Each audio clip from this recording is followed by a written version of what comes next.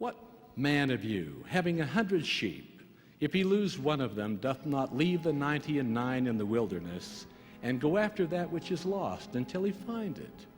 And when he hath found it, he layeth it on his shoulders rejoicing.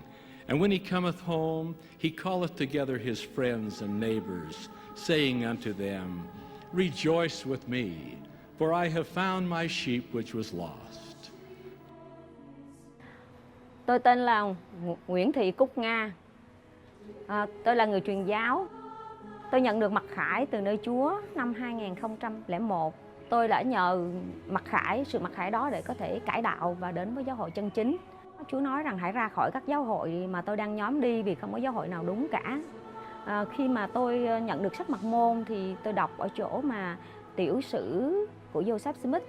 Và tôi nhận biết rằng cái sự mặc khải mà Joseph Smith nhận được lúc đó giống như sự mặc khải của tôi nhận, là ra khỏi các giáo hội mình đang nhóm đi để có thể tìm được một giáo hội chân chính.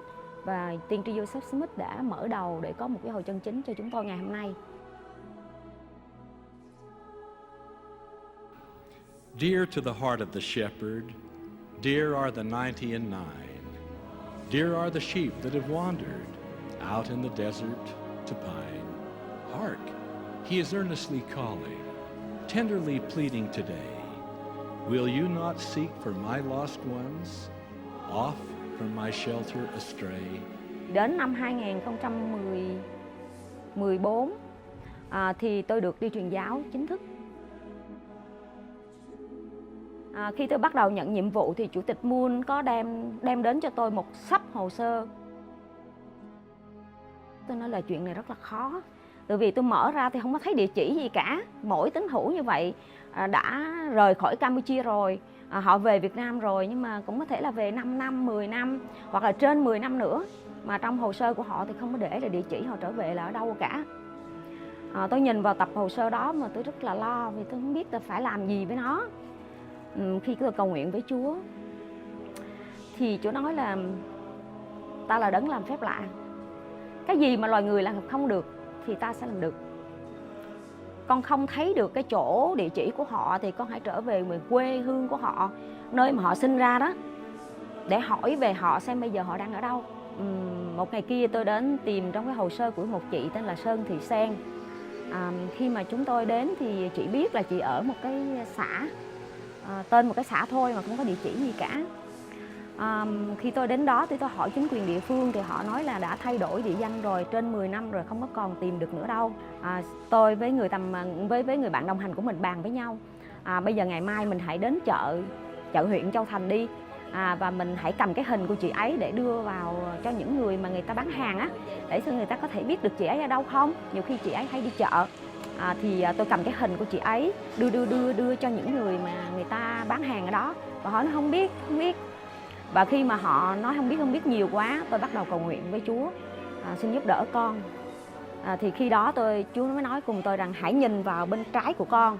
Thế khi đó tôi nhìn vào bên trái thấy có một nhóm người họ đang buôn bán vé số với nhau, và tôi đi sang bên trái để nói chuyện với nhóm người đó. Thì vừa đúng lúc ấy có một người đi chợ đến ngang ngay chỗ tôi đứng đó, và người đi chợ đó họ hỏi gì vậy? Tôi nói là chị có biết người này không? Và người này nói có biết. Người này đã chỉ cho chúng tôi cái căn nhà đó chính xác, và tôi tìm ra được chị Sơn Thị Sen. Và đây là một trong những câu chuyện mà xảy ra trên bước đường tìm kiếm tín hữu thất lạc của tôi. Và đa số thì tôi phải nhờ bằng phép lạ từ Chúa Giêsu Kitô giúp đỡ thì tôi mới có thể tìm được. The next verse reflects our response to the shepherd's plea. Green are the pastures inviting, sweet are the waters and still. Lord, we will answer thee gladly. Yes, blessed Master, we will.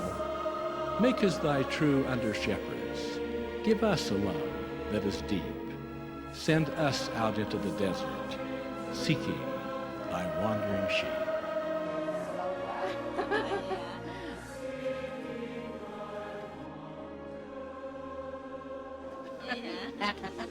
Tôi tìm được 120 tín hữu đã thất lạc từ Campuchia trở về Việt Nam. Thì là một con số thì đáng khích lệ đối với tôi, nhưng tôi biết điều đó chẳng phải do tôi có thể làm được. nhưng mà điều đó đến từ cái sự thương xót của Chúa Giêsu Kitô đối với họ. Và Ngài cũng chuẩn bị sẵn để chúng tôi có thể gây dựng các chi nhánh ở Việt Nam trong thời gian tới.